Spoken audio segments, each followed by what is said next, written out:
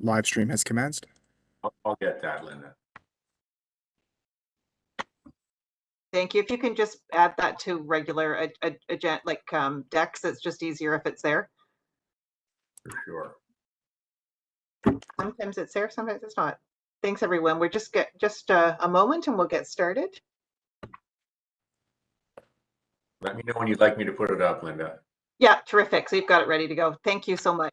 Good afternoon and welcome to the Toronto Seniors Housing Corporation Quality and Tenant Engagement Committee. It's really great to see so many of our board members with us today that are joining in this discussion. We have a full agenda of very important items. I think that this is the committee where you need to come to, because I think that we can see the progress that's happening in this corporation, focused on our tenant engagement and our focus on quality. And today, the agenda, we are going to actually spend a big chunk of the time of our meeting today on reviewing the interim strategic directions. And we will give more details about that as we get to that item that is our number 9 item. And we will be looking at our operational dashboard, which is very colorful and in many cases moving in the right direction. So we'll be looking at that, and we'll get an update from our from OACH with Melanie here, and a few other key items. So, and these are agenda items that, in particular, the interim strategic directions will be actually going to the board. And so this is our first official review of this really important document that the board commissioned, and Mary's going to be walking us through that. And I do hope that there's actually lots of tenants. So one thing that's challenging with being on a WebEx call is that you don't know who's in the audience. And I do actually hope that we have lots of tenants that are joining us today, and that you will actually be able to give us feedback locally on how we're doing and our strategic plans going forward. And I do want to actually do a shout out. I don't know the exact data, but I imagine that our data that we would actually say that there's more women that are living in Toronto seniors community housing than men. And even though we want to recognize everyone, I do want to actually do a slightly belated shout out to all the women who are living in Toronto seniors community housing, and all the women who are actually leading work at Toronto Seniors Community Housing just a day after International Women's Day. And there's a lot of things that we actually are fortunate for, looking back, for women who have come before us, and in my mind also women that we're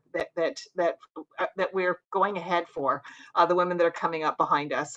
So happy International Women's Day to everyone on this. Brenda, I learn from you every time I'm on a meeting with you, and I hold you in high esteem. It's true. And Carrie, in particular, a tenant who is giving so thanklessly for in this work, and all of the other women that are in the Hollywood squares today. So I wanted to just do that shout out to all of you. So without any further ado, we're going to start with the land acknowledgement. And if I can ask Grant, if you don't mind putting that up. Thank you. And it gives me a particular honor to state that we honor the land that we are on, which has been the site of human activity since time immemorial. It is the traditional territories of the Huron-Wendat, Anishinaabeg, the Chippewa, the Haudenosaunee Confederacy, and most recently the Mississaugas of the Credit River First Nation. Ontario is covered by 46 treaties and other agreements, and it's home to many Indigenous nations from across Turtle Island, including the Inuit and the Métis. These treaties are the agreements including the One Dish with One Spoon, Wampum Belt Covenant, and agreements to peacefully share and care for the land and its resources. Other Indigenous nations, Europeans, and newcomers were invited into this covenant in the spirit of respect, peace, and friendship. We are mindful of broken covenants, and we strive to make this right with the land and with each other. We are all treaty people. Many of us have come here as settlers, immigrants, newcomers in this generation or generations past. We would also like to acknowledge those who came here forcefully, particularly as a result of the transatlantic slave trade. Therefore, we honor and pay tribute to the ancestors of African origin and descent. Thank you so much.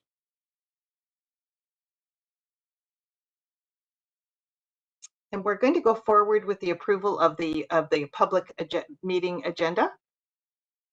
Is there any additions, changes to the agenda? Hopefully everybody had got the package last week. Terrific. So hearing no changes or additions to the agenda, we will move forward I'm just going to check whether there's any conflicts of interest that are known at this point. No conflicts of interest that are declared. And as we go forward, if there are other agenda items that if a conflict does present, please just let us know. Thank you so much. And I do think that Grant, you flashed that there are some deputations today. I just wanted to note those before we, on which items again?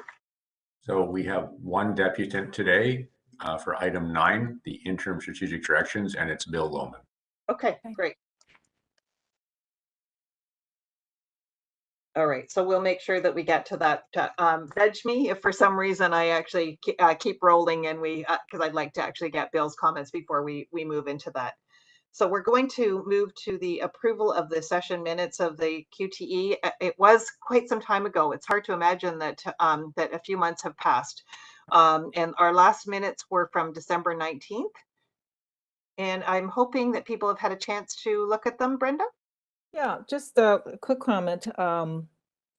Item 12, the tenant engagement with the deputation of Mr. Lohman. Yep.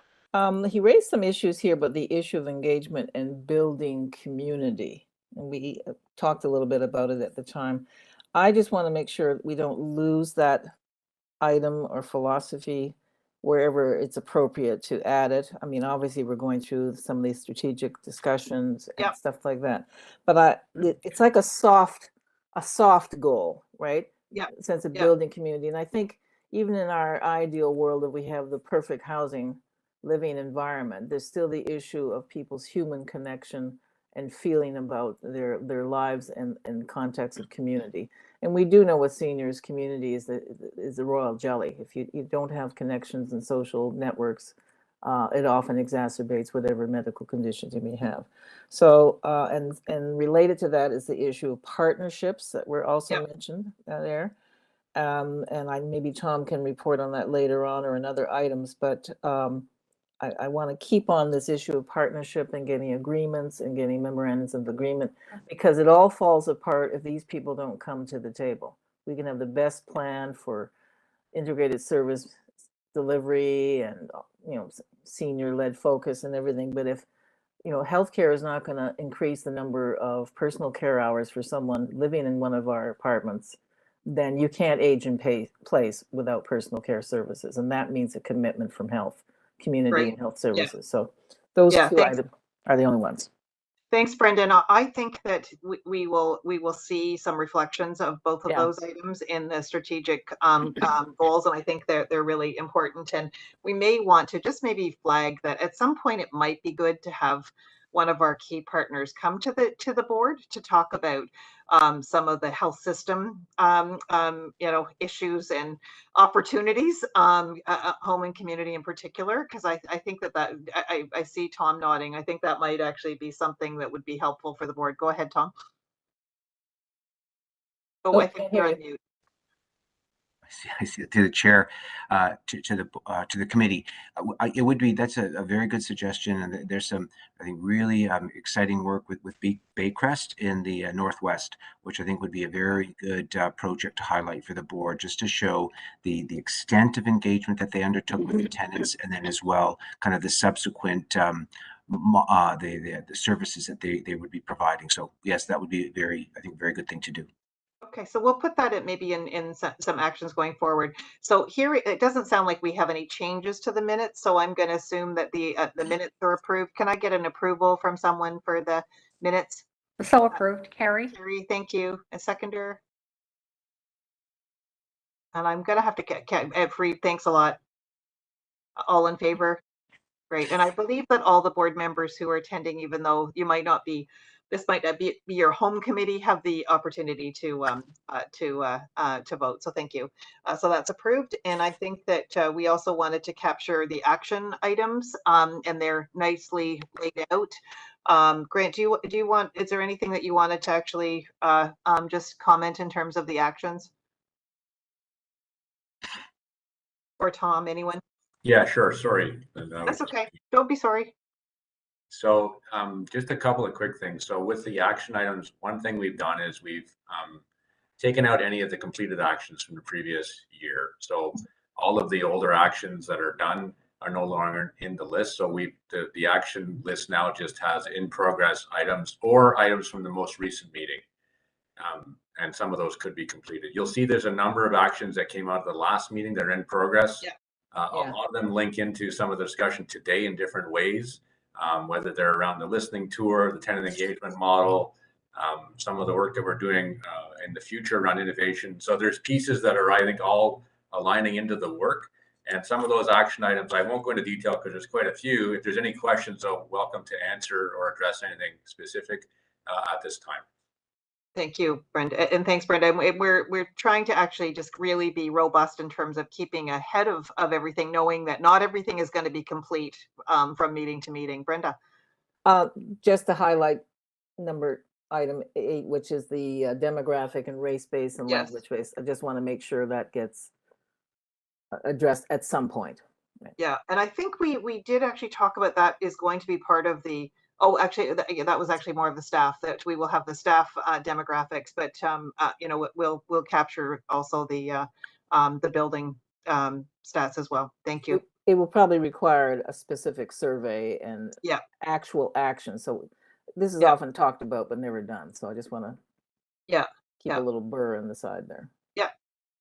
Yeah, no, we will continue to proceed with that. Thanks a lot, Grant, for just highlighting where we're at and for us actually keeping on top of all of the actions. So that's for information. So I think that we can move on without an approval for that, and move on to our CEO report. Tom? Yes, through the chair to the committee, and I know there's so much in this agenda, so I just want to highlight there's 4 points that aren't on this agenda, but just to keep the committee aware that it is moving forward.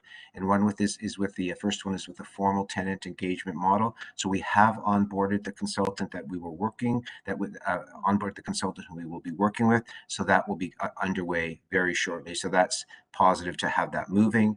With the quality improvement projects, we're at meeting 4 and 5. So we are at the point where actions are being identified, and one of the next steps as these projects approach the end is a check-in with our extended leadership team to see what are the recommendations, what are the actions, and what is feasible, what is possible within our resources and timing. So we're that is moving along, and we're just being cognizant of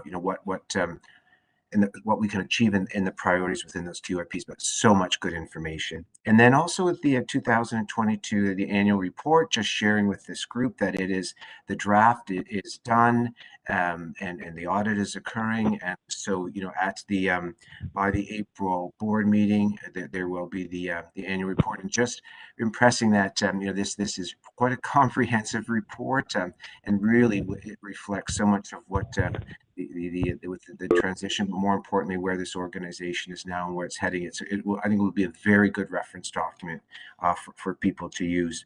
And then just finally, the tenant survey.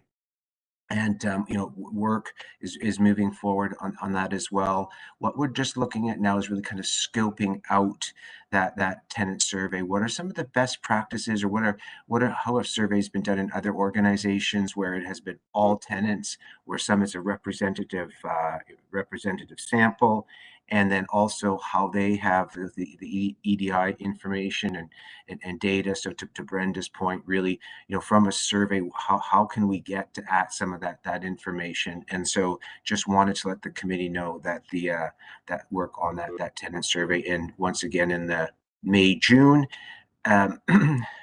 committee board, there would be more information on that.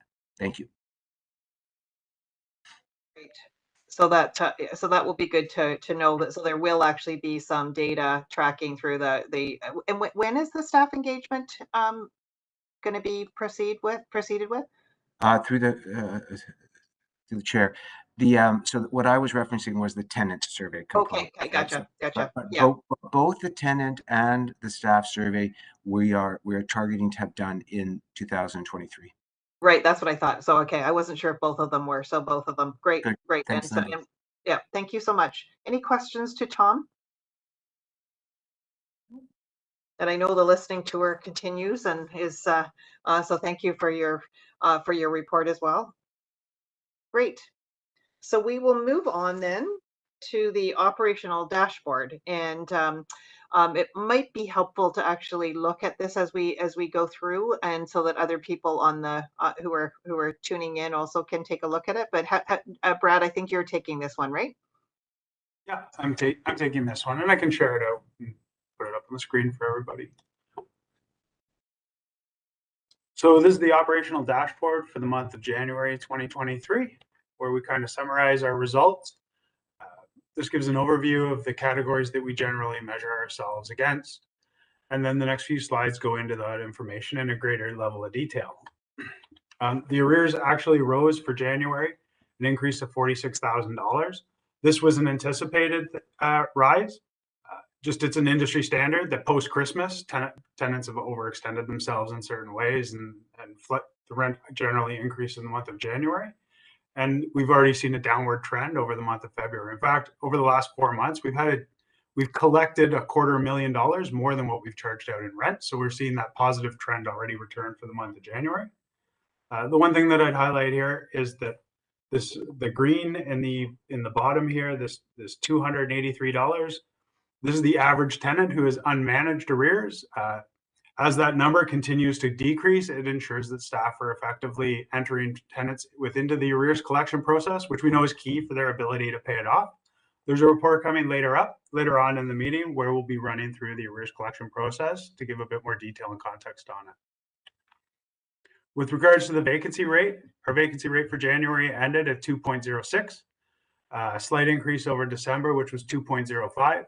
But we're currently at 2.01%, and recently met with the service manager and the deputy city manager, and they're very pleased with the progress we've made, and they're looking for us to maintain that 2 or sub 2% vacancy rate moving forward.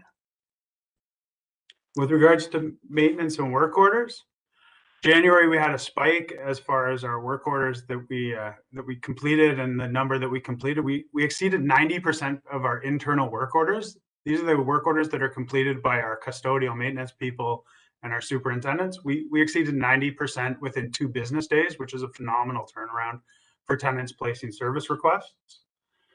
You see a bit of a spike in January. We put a moratorium on working in people's units a lot of the time from December 15th through the holidays. People just do not want to be disturbed, and we'd rather not disturb them. So we catch up on those this month, and the major drivers are pest control at over almost 30% of the work orders that we're seeing come in from the tenants. Pest control. I can interrupt you for. We can hear you, Jim. I think that's Jim, right? Heard somebody. Oh, sorry, Brad. Go ahead. No worries. Pest control is an interesting one. We've actually decreased the number of units to 304. This is up from 700 in the summer of single units requesting pest control. Again, bed bugs continue to be the driver at 37%.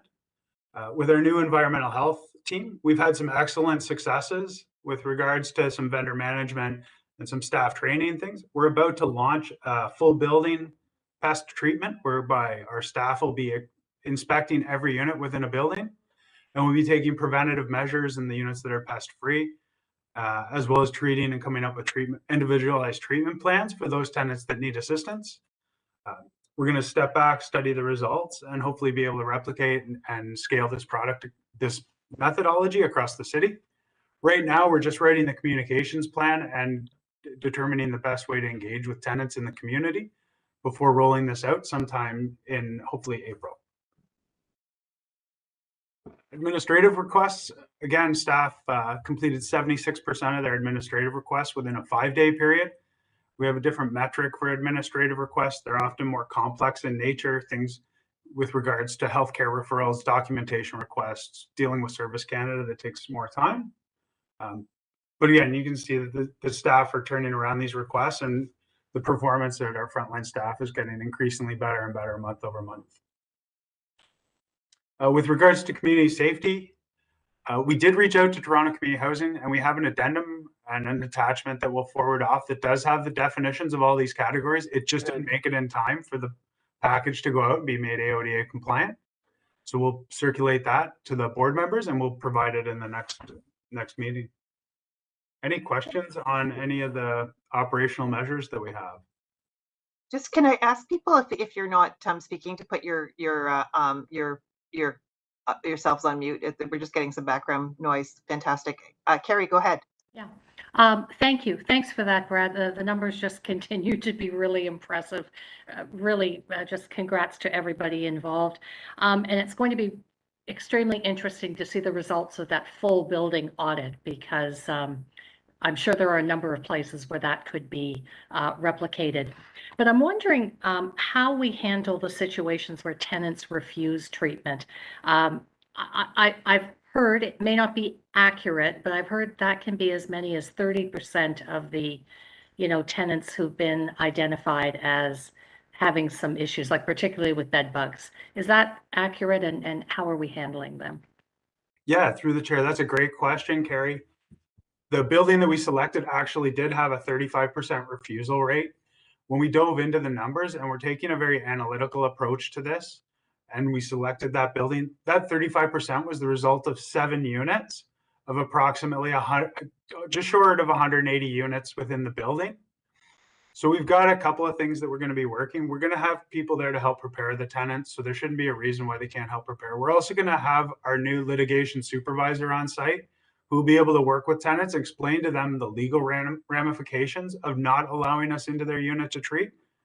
And we'll take those steps, and hopefully we can get a little more cooperation. But yeah, ultimately, we can't allow one tenant to infest a building and continue to do it. And we seek remedy through the landlord-tenant board, and hopefully end up in a mediated agreement whereby they would be willing to provide us access to their unit. That's wonderful, because I think in some cases, the legal ramifications, aren't appreciated, and just the consideration of your neighbors and everyone else. So that's great news. Thank you so much. Thanks, Carrie. Brenda? Just to follow on Brad's comment about legal ramifications, if you could just briefly say, what is it? Is it Landlord and Tenant Act, or is it other things? Like, what are the consequences of people not, like, what are the heavy duty consequences of people not cooperating? Yeah, through the chair, it would be through the landlord-tenant board. We'd be serving them a notice to terminate their tenancy. And under the terms of that notice, they have X number of days to remedy the reason the notice was served. So if we served a notice saying that, saying that you had refused to provide us legal access to your unit, you would have 5 days to provide us that legal access. Otherwise, we would ask for a hearing date. Good. And if there's cognition issues, are we able to intervene with them in some way? Because I've been through this on other projects and stuff, and it can just suck the energy out of everyone. We've actually already had our high needs SSCs who have a lighter caseload and are able to take a more in-depth approach with tenants, engaged with this building, and specifically engaged with those that made up that 35% of refusals, starting to prepare them and lay the groundwork for us to be able to get into those units. Okay, thank you very much. So it sounds like very much a wraparound support of recognizing that sometimes there's complexities for why people don't let us into their units. But to Carrie's point, the well-being, we're hearing very clearly too that the well-being of everyone in the building has to be considered as well. So I thank you for that I also just want to say, as the chair of this committee, thank you, Brad, and please pass on our gratitude to your team members. I honestly, the progress that we've been making on some key areas, I don't take this for granted. I have seen some other situations where things like arrears have taken a long time, and vacancy rates. It really it shows that you're actually proactively out there. And we just want to thank Tom and Brad and Grant and all the team members who are actually behind this, because this is about engaging and moving things forward. So thank you very much for that comprehensive report. And for that layout, I actually do find the layout very easy to read, which is great. So that's helpful. Terrific. So our next item is actually the substantive item, and again, I think we have a deputant for this. So we'll open it up to Bill, and then we're going to have Mary Tate and Tom and Grant walk us through the interim. And I think, Tom, you could probably bring some reminders of what we were doing with this, that it's not a full strategic plan, but I'll let you provide that context. But should we start with Bill? And I think we have some background noise still. I'm not sure if everybody's on mute. We have Bill Lohman on the line for item 9, interim strategic direction and KPIs. I was sent the wrong link by several people. I had to contact Tina and get the right link. Thanks, Jim. I had the same problem. So if there's a way that you can put yourself on mute, that would be great. Pardon? If you can put yourself on mute somehow, that would be great.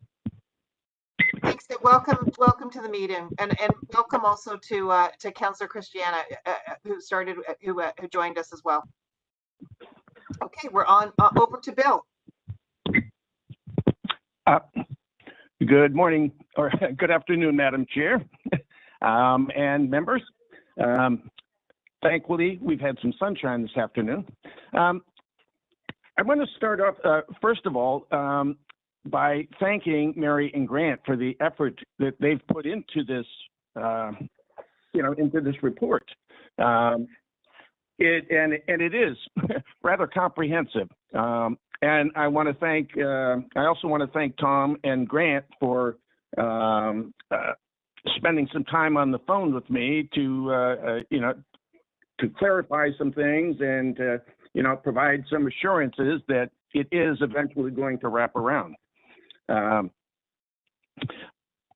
was listening to what folks were saying earlier, and it speaks to one of the items that I've complained about that I believe is missing from the integrated service model and the direction and the strategic direction, that there's that missing place in there that isn't being covered by the different accountabilities. Meaning that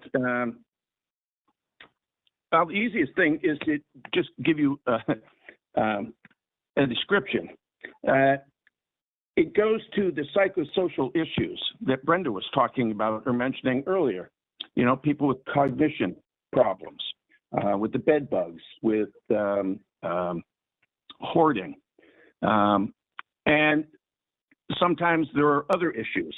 There's one that recently occurred and is actually still occurring, where an individual with some issues right now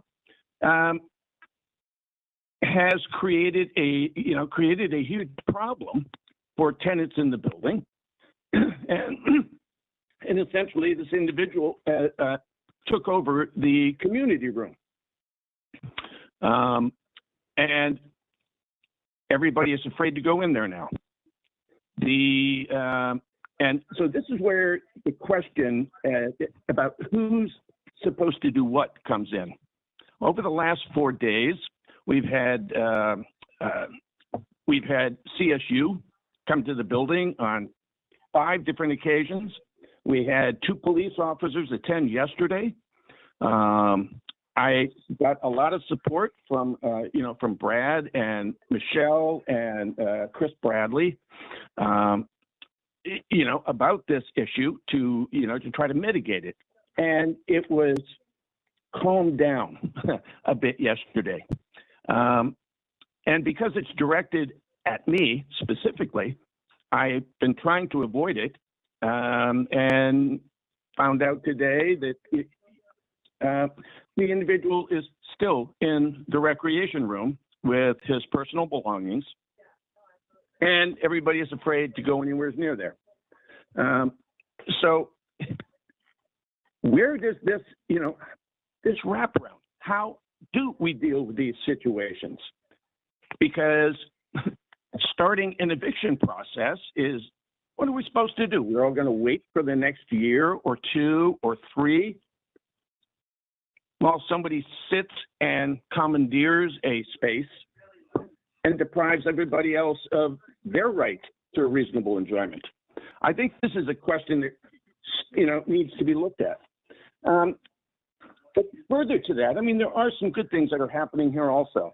And to that point, we have a Saranac roundtable where we are actually bringing together the agencies with Baycrest and tenant leaders to sort of create that, trying to create that wraparound service, and we have a nurse involved. So we're kind of at the, the really early stages here, but it is starting to take root. We had a meeting today, and it's starting to build. So I think that if we can start to add some of these more psychosocial things into the strategic direction, that would be helpful. Thank you very much for your time today, folks. Thanks, Bill, and I apologize. I hope I'm not going to be echoing too. I think I am. Is there anything that we can do around the echo, or am I just hearing it? Is everyone hearing it? We're not hearing. I'm not hearing. I don't hear an echo, but oh, good. Yeah.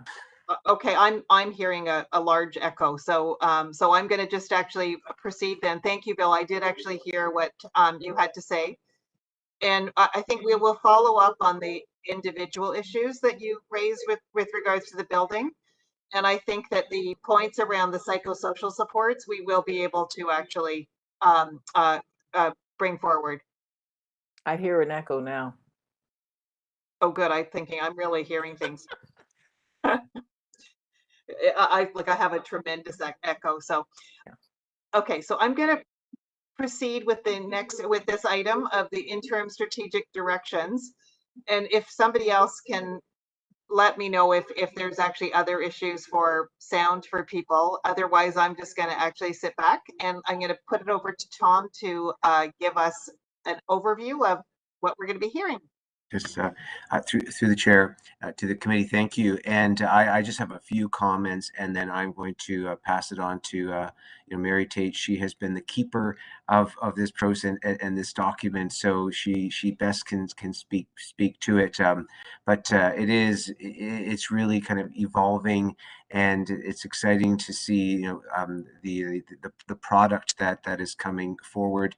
And I think Linda, to the point about just a bit of the kind of the context and how we evolved to today to interim strategic directions, right? We're looking at that 12 to 18 months, and there's certainly you'll see more work that we can do beyond that. But it was at the board's request that we keep this kind of manageable, that we look at what documents had been produced and the engagement that had occurred around the STAC report, the Health Commons report, the ISM evaluation, what we have learned through the listening tours, and even now with the QIP. So there's been a lot of engagement that has helped that we're able to access to help to inform this interim strategic directions. And then as well, there was consultation, for the creation of this document. I think Mary will certainly speak to that as well, which has helped kind of immensely in terms of enriching the document. So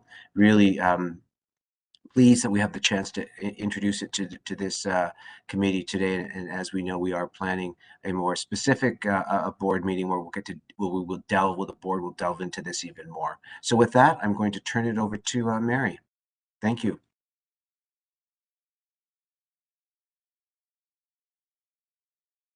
Thank you very much, Tom, and through the chair. So what I thought I would do is just give you a very brief background on what we've done to get to where we are today. And then I would like to do a quick overview of some of the overarching themes and implementation considerations that didn't relate to any specific objective, but were more general and very important that came out of the consultation. And then have a little bit of discussion of those things, and then start to look at some of the specific proposed changes.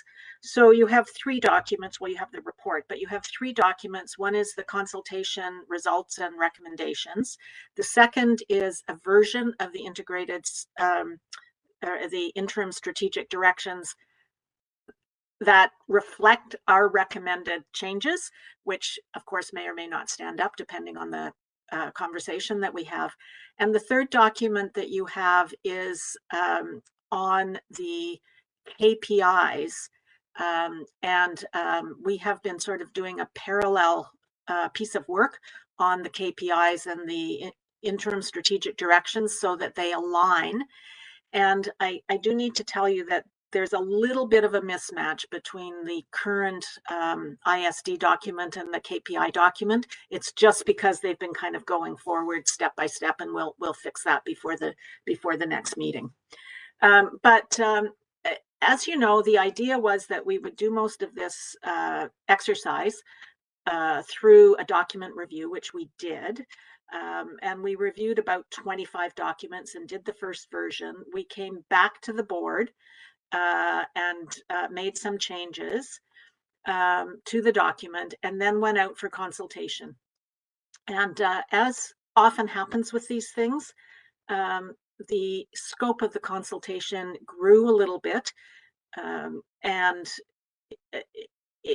but it was invaluable. We got a huge amount of input, and for sure it has changed in a positive way the interim strategic directions. But after the board meeting, we did 8 workshops and about 150 participants, and they included the Senior Tenant Advisory Committee, the TSHC Extended Leadership Team, the TSHC Regional Operations staff, and also the corporate staff.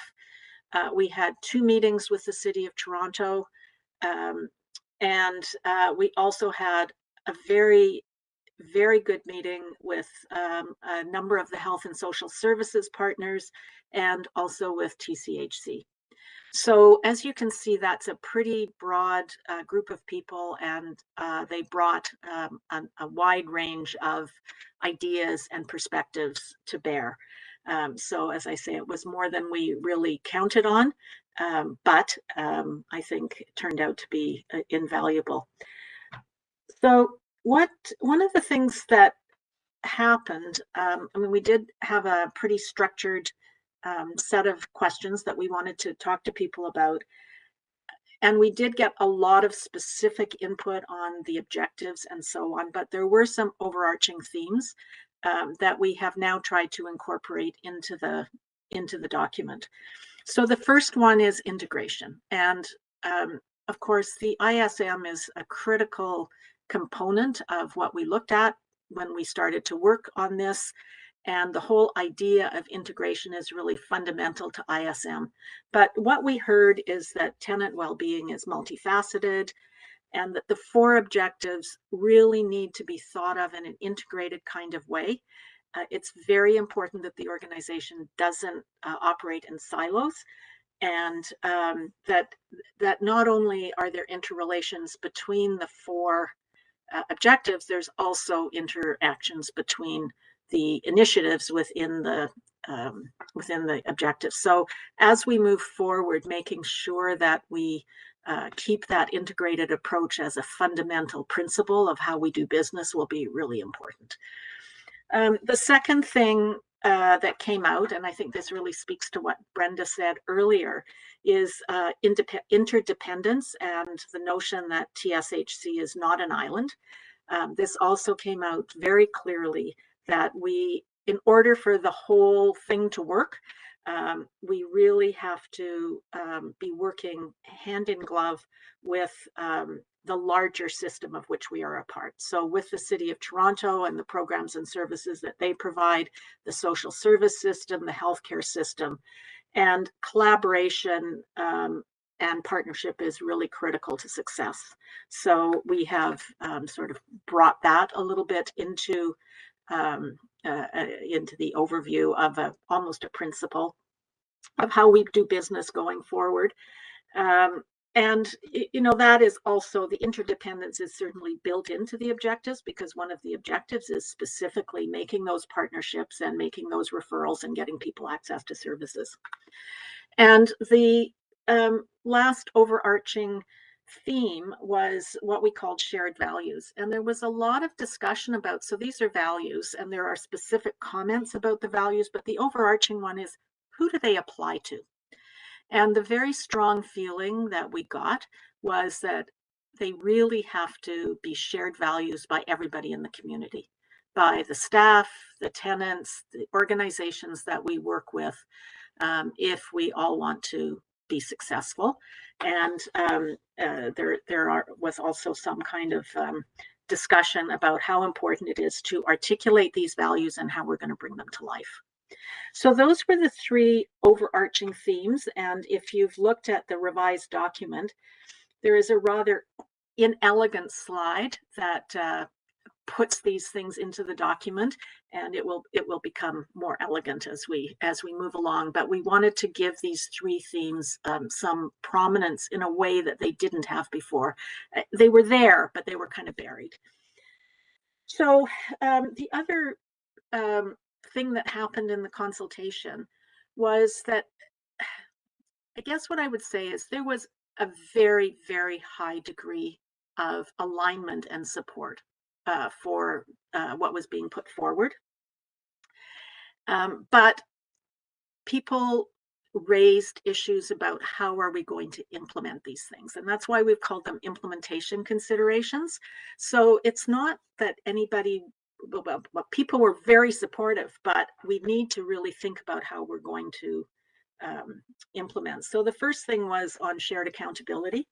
And we know that the shareholder, the city as housing manager, TSHC, the tenants, and TCHC all share some accountability to achieving the vision and objectives.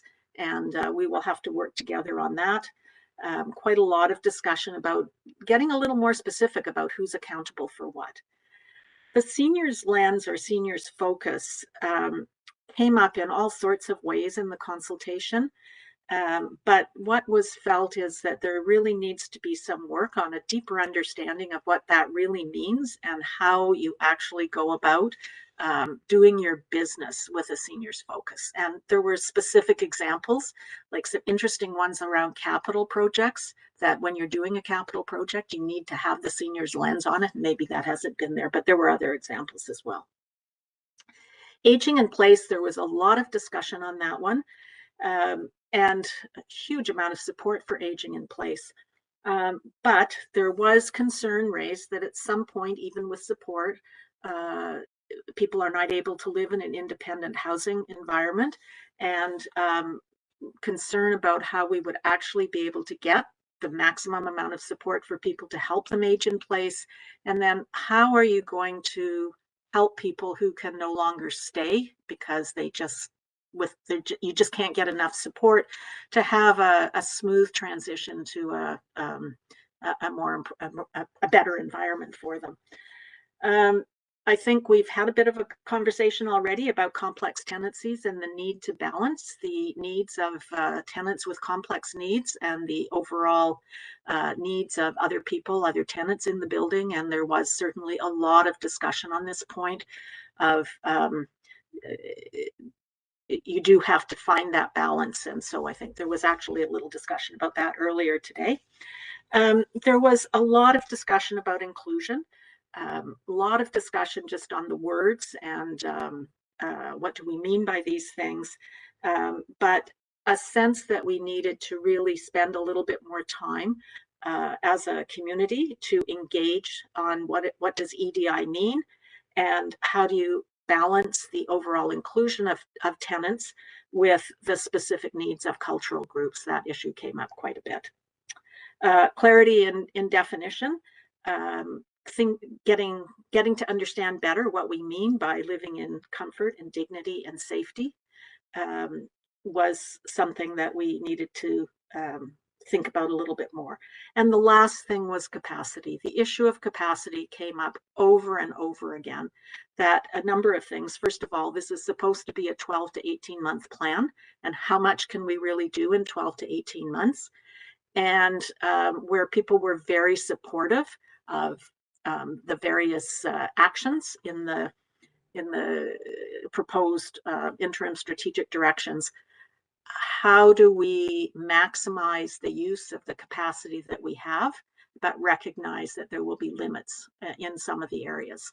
So my feeling on that is that the roadmap, which we are working on, is actually the way that we will address this issue of what can we actually do in 12 to 18 months. I think there's very little in the current interim strategic directions that anybody would say we're not doing any of it, like we're not doing any work on safety, but you know, what can we really do realistically, or in a whole number of other areas. And that's where we will be moving in the next few weeks to really trying to get a handle on what the specific level of activity and which projects are going to take priority in the next 12 to 18 months. So those are the overarching things that we heard. This is like a 2-slide version of almost 100 pages of notes, but I think that I've captured some of the key ideas that came out. And before moving to the specifics of the changes that were recommended, I thought it would be a good time to open it for discussion. Great, thank you. And Fareed, I'll let you kick it off.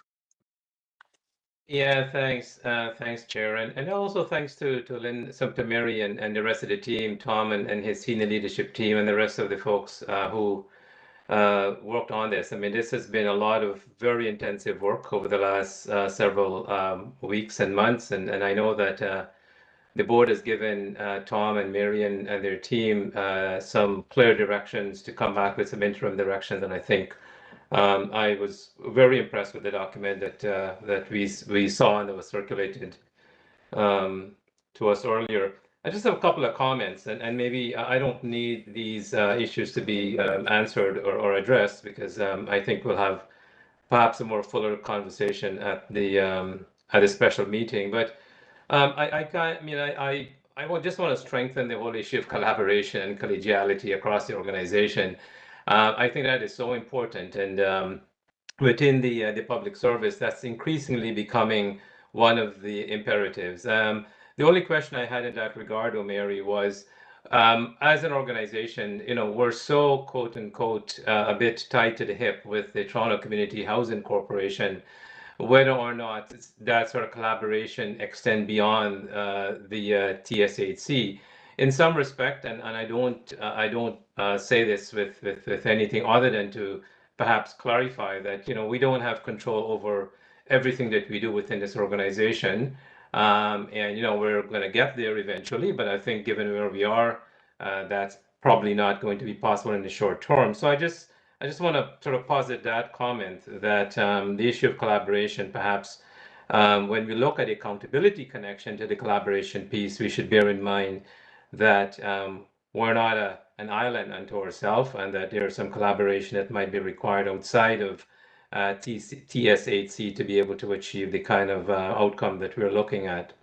So I'll just go through my comment very, very quickly, Madam Chair, so that I can give others a chance to speak to it. The whole idea of senior lens, and I've struggled with this a lot. I mean, what does it mean to have to be looking at issues through a senior lens? And maybe this is something, Tom, as we contemplate implementation, we should sort of think about. You know, we always hear about, and Linda mentioned at the onset, the celebration of Women's Day, and we talk a bit about taking a feminine lens to the budget, and I'm still struggling to understand what that means. And So maybe we can try and unpack that a bit, because this is crucially important to the work that we do. And of course, some of this is fairly obvious, but I think when you get to a deeper meaning, it becomes a bit more complicated.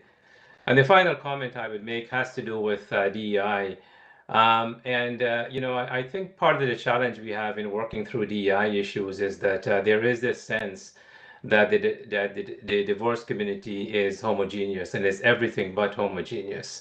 And the comment you made, Mary, I think is hit the nail on the head when you speak about trying to do the best we can by facilitating inclusion and a sense of belonging, while at the same time trying as best as we can to accommodate cultural nuances that might be embedded in some culture and some individuals. So, I mean, I can perhaps expand on each of these three comments in a more fulsome way, but I'm going to pause there and perhaps offer you, Mary, a chance to reflect a bit before we go on to other comments. And as I said, we'll have a chance to perhaps delve a bit deeper into these deliberations at the special meeting.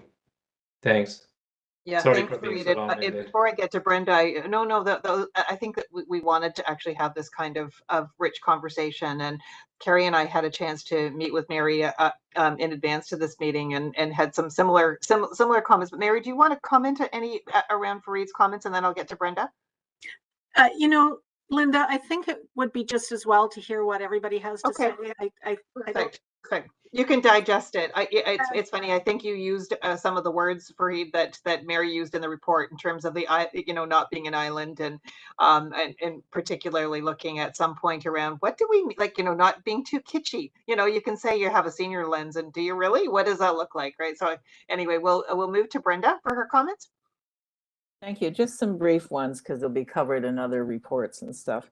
The seniors focus is kind of similar to the gender lens that we've had discussions about and in some cases implemented in government.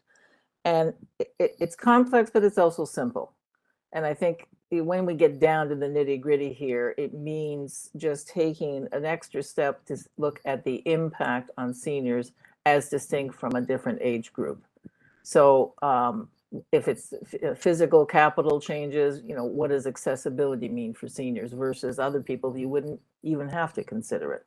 So, you can sometimes lose caught in the forest for the trees or whatever the phrase is, but I think in a way and some of that involves staff training as well, but it's also just shared common understanding of what that means. So it can be broken down to fairly simple steps. The aging in place in complex tenancies, these are two areas I'm very strong on. I have personal as well as professional experience here.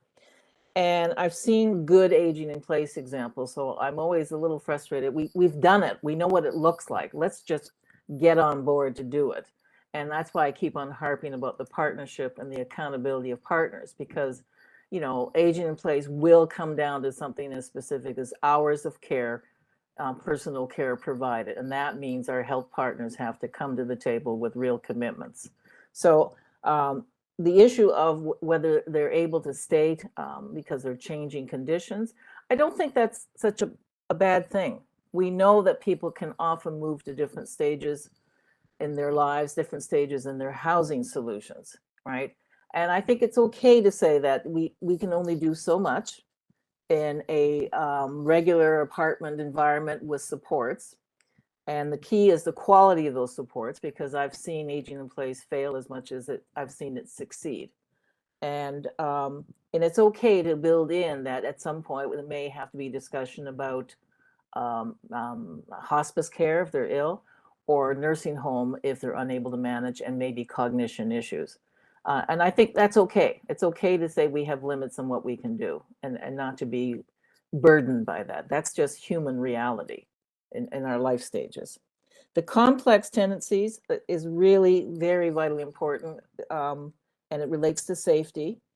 And we have to always remember, as always in life, it's always the 5% who ruin it for the other 95%. And I'm horrified when I hear situations that Bill described today, that seemingly one person can't seem to have the resolution of one person moving. I know it sounds complex, but sometimes it is simple. Okay. And it means having clear sense of what are the limits of what we are prepared to tolerate and its impact on other tenants. And frankly, I'm concerned about the other tenants because I have seen personally projects that have fallen down and indeed closed because of this mixing and matching of many people of multiple needs. You cannot just add them and stir. And we've got to acknowledge that there are some issues that have impacts on other tenants, and particularly addictions and drugs.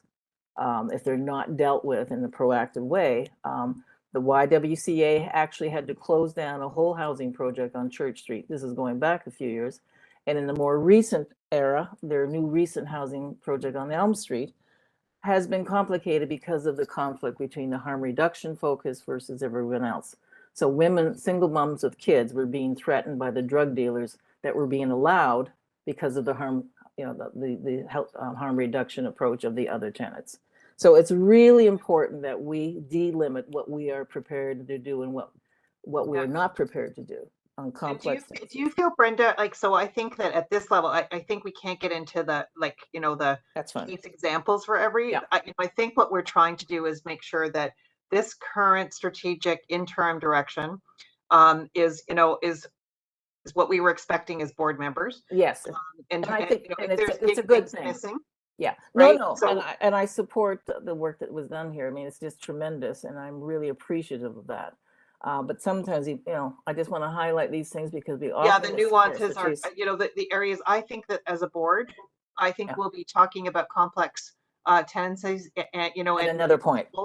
But we're making sure that it's actually in here, and I and I think us actually understanding the complex, like what we're doing to actually address those very complex. But are you feeling comfortable with where we're landing in terms of early part of this report? Yeah, I am, and looking forward to the various stages and steps, and that's great. Enormous amount of work that I see has been put into this, and the enormous amount of work that people continually do, to try and make this happen. So no, that's great. It's good. It's good to have a framework, Yeah, because your input is very valuable. Carrie, do you want to add anything at this point? Just I want to make sure we hear from. Just to say ditto to everything from Fareed and Brenda. And I think that the key phrase that I've heard through all of this that stands up for me is what is the impact of each of these on seniors, and to continue what we've done since we've been incorporated, which is ensure that seniors, it's with seniors, not for seniors, and that they are involved from the absolute outset. And the rest of it, it's just, this is so impressive. Yeah, that's great. Thanks, Carrie. And, I think it was worth noting that you've built on a lot of reports, Mary, because, I think the engagement at this point was actually adding in the engagement of other stakeholders. But I'm glad, I was personally glad that it was actually also taking into account the reports that we've actually had, which are very impressive, and actually have spoken to the tenants' perspectives. Jim, did you want to add anything, and then we'll ask Mary for the next part?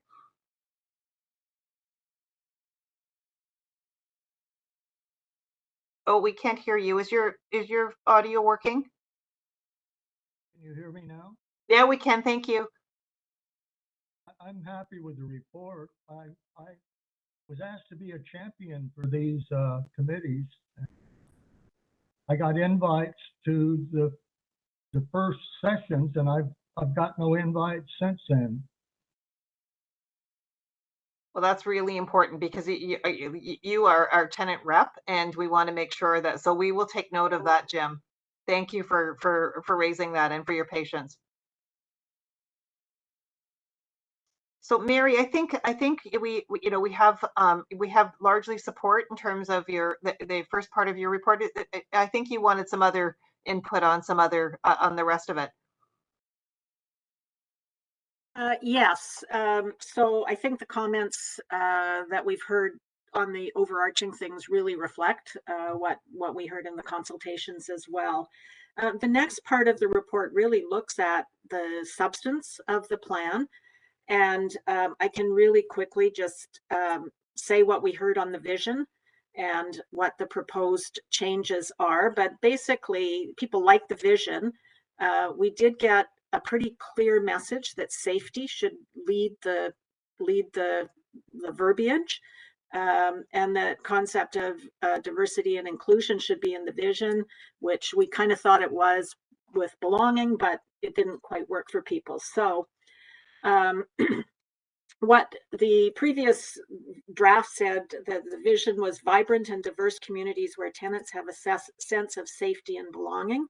And based on what we heard, a revised vision of safe, diverse, and vibrant communities where tenants have a sense of inclusion and well-being. So I don't know what the board members think of that, but based on the conversations, that was sort of the direction that we would recommend. Great, thank you. I think that for me, if I can take the chair's prerogative, I think actually what's most important is that we actually are reflecting changes that were largely being recommended. I personally think that from all of the conversations that we've been having at our board meetings, I don't have a problem at all with adding this, with leading with safety. It's hard to get engaged if you don't actually feel safe in your home. And you know, the diversity and the focus on diversity as well and inclusion resonates nicely for me. Any other comments from anybody else? And it will go to the board for final approval, but I think our taking a look at it is really important as well. Is there any, I guess, is there any consequences for not actually, taking these recommended changes?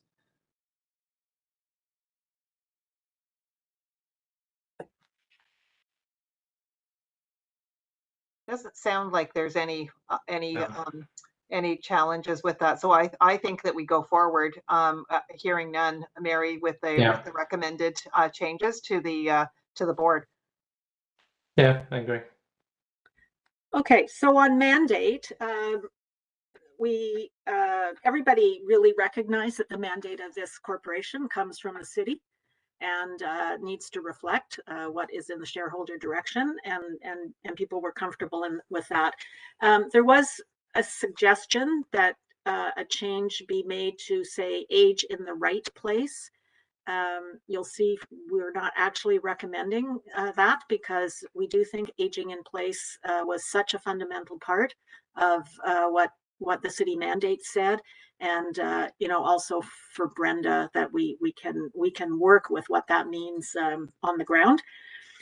Tenants really wanted to add safe and units, especially units to well-maintained buildings. I think in my mind the building included the units, but the tenants really wanted the specifics of the inside of the unit as well as outside, and that we wanted to be sure that we talked about services that tenants prepare. So in looking at this one, actually, when we took all of the suggestions, we came up with a mandate that went on and on and on and on, and it actually lost its punch. So at the risk of living dangerously, we're suggesting that we actually don't add as much as maybe people suggested, recognizing that almost all the ideas that came up are somewhere captured elsewhere in the document. So what we're proposing is a mandate that has a revised mandate to enable TSHC tenants to age in place in comfort and dignity, with access to programs and services and a voice in their community. So there was a version in between here that was about twice as long, but I think that this really captures the key elements that we're trying to get at.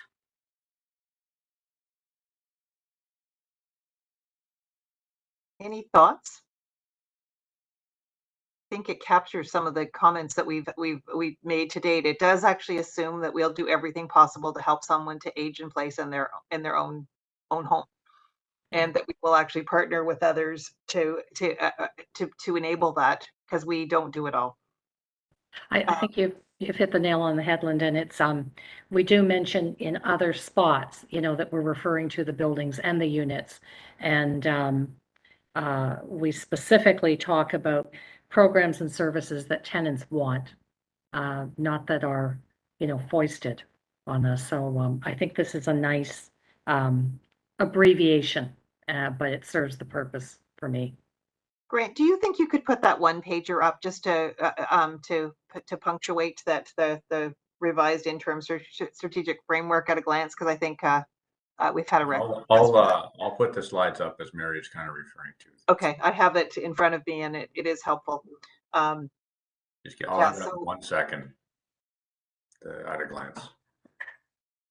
And again, I think that Mary, if you were hearing overwhelmingly that this was the feedback that we got, I think that's helpful too, Fareed.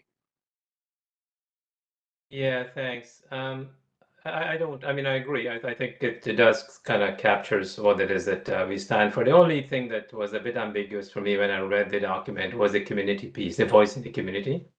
And I was kind of interpreting that to be the wider community. So something for us to think about, because when you read the details, it's not, it's a community of the community that we serve, right? The TSHC. So I leave it up to the experts to sort of decide whether or not that's something that needs some additional clarity. I don't disagree, as I said. I just was interpreting it a bit more broadly than I think it was supposed to be. I know that many tenants that I speak to refer to their building as their community. That's increased. That thought has increased in the last, I would say, few years. So it's certainly from a tenant perspective, it's.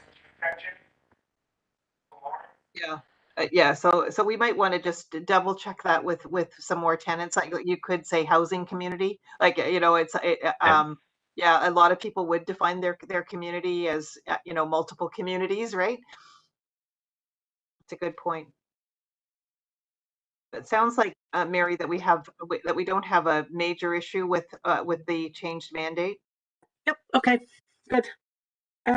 So then we get on to values, and again, overall, people thought the values were good, but we got some feedback that some of the things that we had originally were values and some were ways of doing business, and that there were too many values and we needed to really differentiate between what are ways of doing business that we might put in something like a commitment and what the actual values are.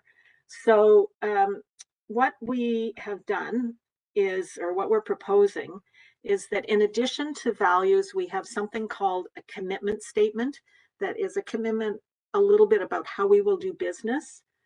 And what we're proposing is a focus on the unique needs of seniors. With a focus on the unique needs of seniors, we are committed to being a leader in the delivery of quality, affordable housing for seniors. Our commitment includes facilitating access to programs and services and engaging and collaborating with our tenants, our staff, and partners towards providing excellent service for the well-being of our tenants. So what you're seeing there is that some of the things that were in values, such as excellent service or engagement and so on, have been put into the commitment statement. And the remaining values, there's 4 of them now: respect, inclusion, accountability, and innovation. And there's been a little bit of tweaking about the description of those values, but they're not significantly different than what was in the original deck. Great. Any initial comments on that? Brenda?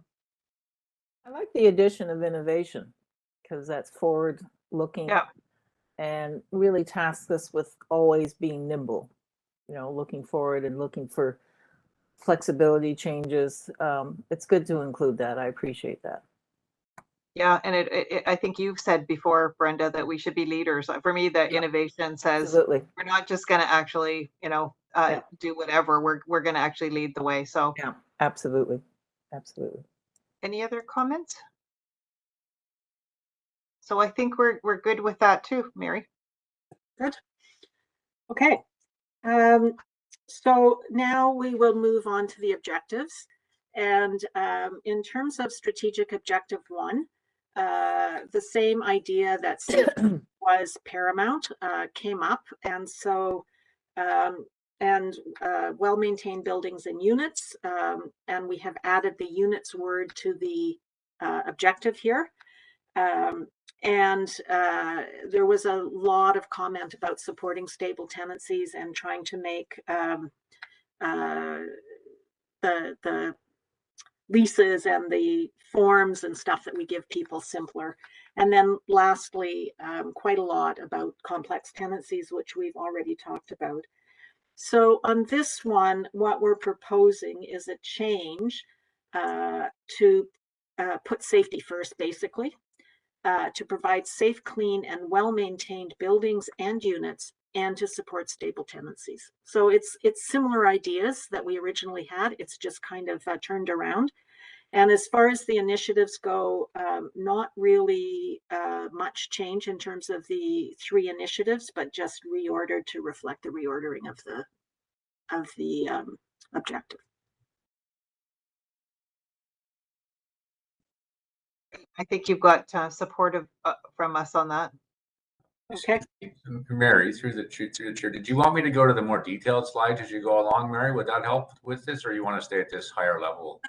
I think everybody has the deck that I'm. Yeah. Okay. Yeah, I think this is good, Brent. I think at a glance it's fine. I think we don't want to get into words. Like I think you're looking for general, but thanks for asking, Grant. Okay, thank you. So the next 2 objectives, 2 and 3, are actually changed. That they are not like all of the ideas that were originally there are still there, but the order and how they're combined has been changed. And this came primarily out of the conversation with the tenants at Stack, where we had a discussion about what they mean by engagement. Which they were really clear that to them engagement means their engagement and in the communities and community development and those kinds of things, and that consultation and communication can support engagement, but sometimes we talk about engagement as a consultation, and that's not how they defined it. And so we suggest that we have one objective that relates to tenant engagement and the opportunities for tenants to have a voice. So the tenant piece is now in one proposed objective. It was spread out between 2 before. And then the third one looks at the access to services and programs. And so they have been put together. This is the partnerships and collaboration essentially with organizations outside of our own. So I think it really works better to have the tenant engagement and the tenant in one place, and the access and relationships with other organizations also like in one objective. So that's the all the ideas are there, but they are definitely reordered. We now have to enhance tenant engagement and inclusion in their communities and provide opportunities for tenants to have a voice. As 2, and then 3 is now to facilitate access to services and programs that tenants need and want, and that's the want piece that it was very important to tenants. They don't want us to tell us what they want. They don't want us to tell them what they need. They want us to. They know what they need and want, I guess is what I'm trying to get at. So that is, I think, the most significant change in the objectives, these 2 being rejigged a bit. Thank you. And I like the fact that it came from tenants. And I do think that we have to be reminded that people that live in our buildings actually get to make choices on their own services and their lives, right? Yeah.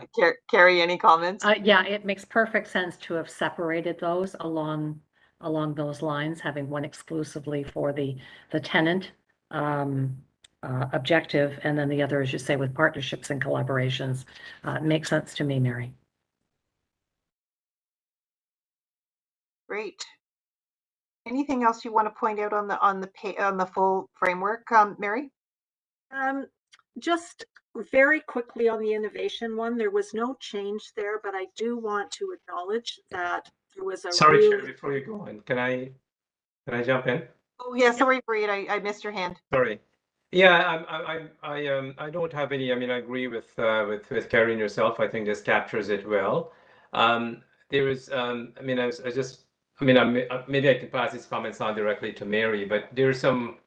I know we don't want to do wordsmithing, but I was thinking that maybe there's a way to shorten some of this a bit. I'll sort of pass my comment on to Mary directly. It doesn't take away from it, but I just thought there's perhaps a way to more succinctly capture some of this.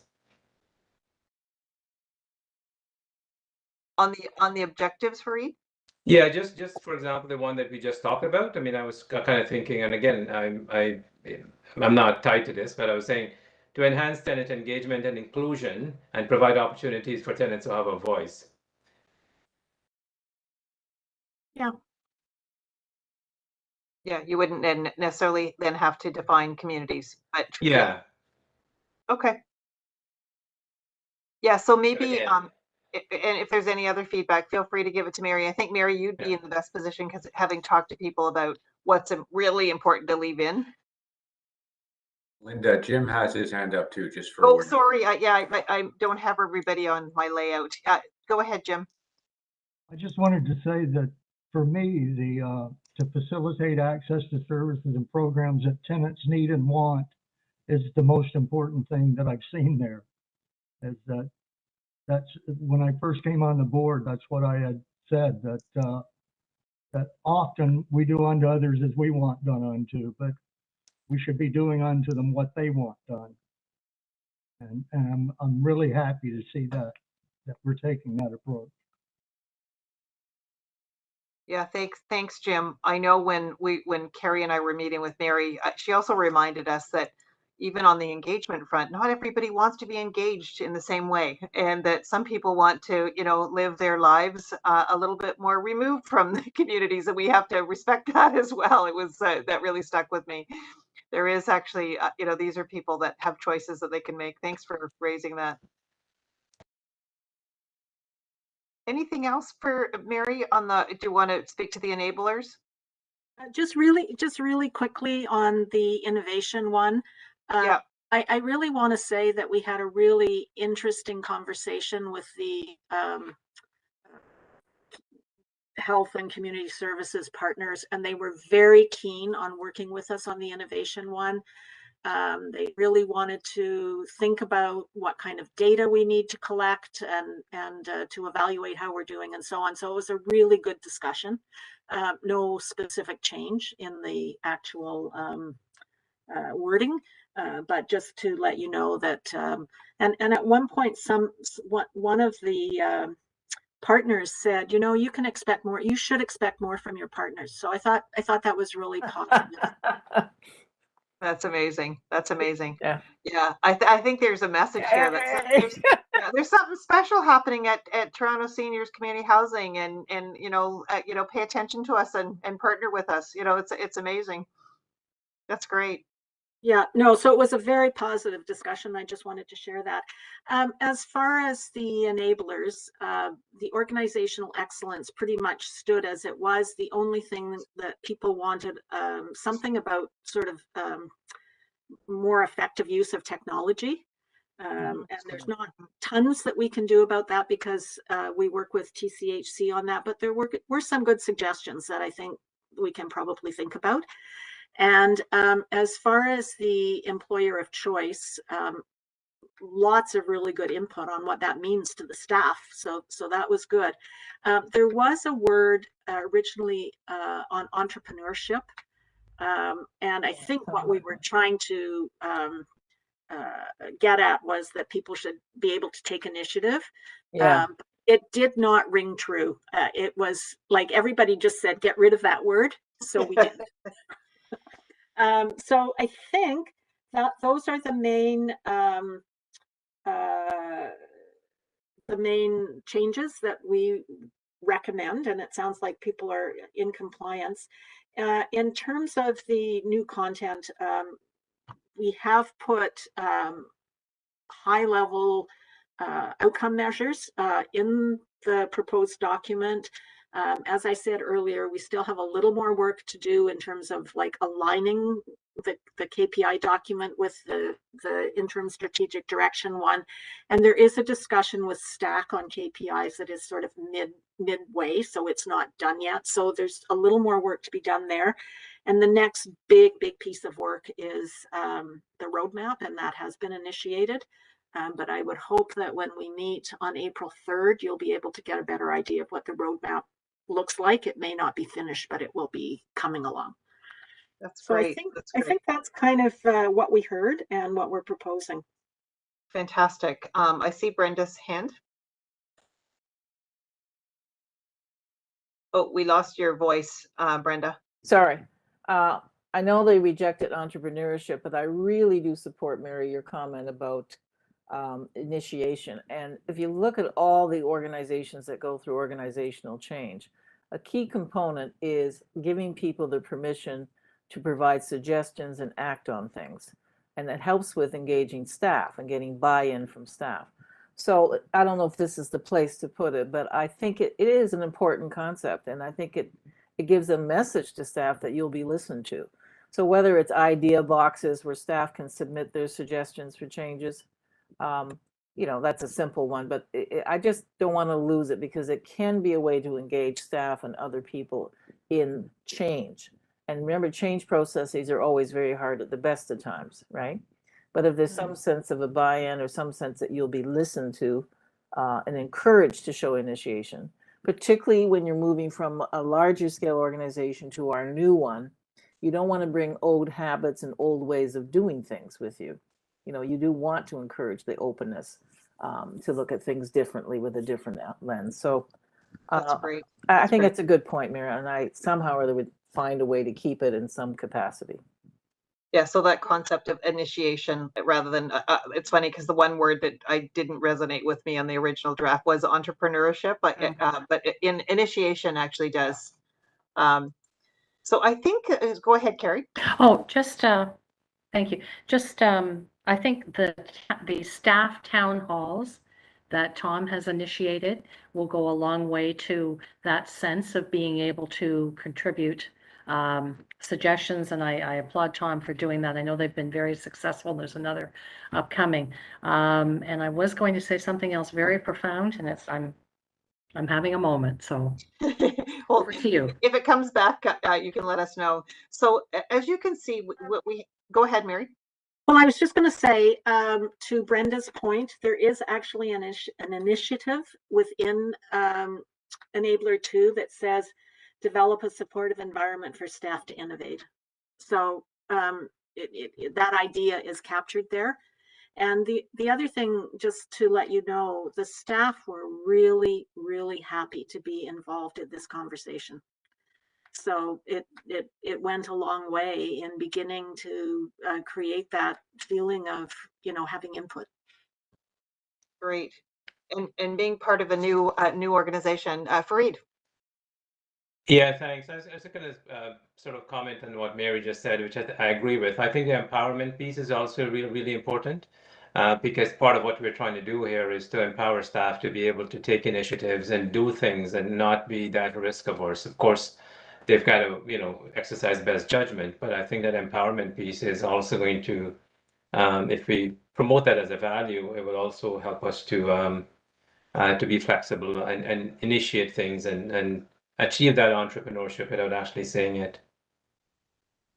Great. So I think, Mary, there's like, if there's some way, maybe taking this feedback around amplifying that concept, that would be great. But I think in general, I think I think that I'm getting a sense that we have consensus on moving forward to bring this interim strategic framework, which is actually kind of one of the heart. This kind of slide actually gives you at a glance, and it is a much more detailed document though as well.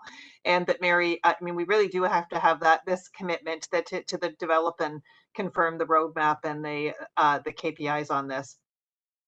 Yeah. Is there anything else you need from us, Mary, before we? Do we need an approval on this? I think it's actually for information at this point, but an approval to take it to the board.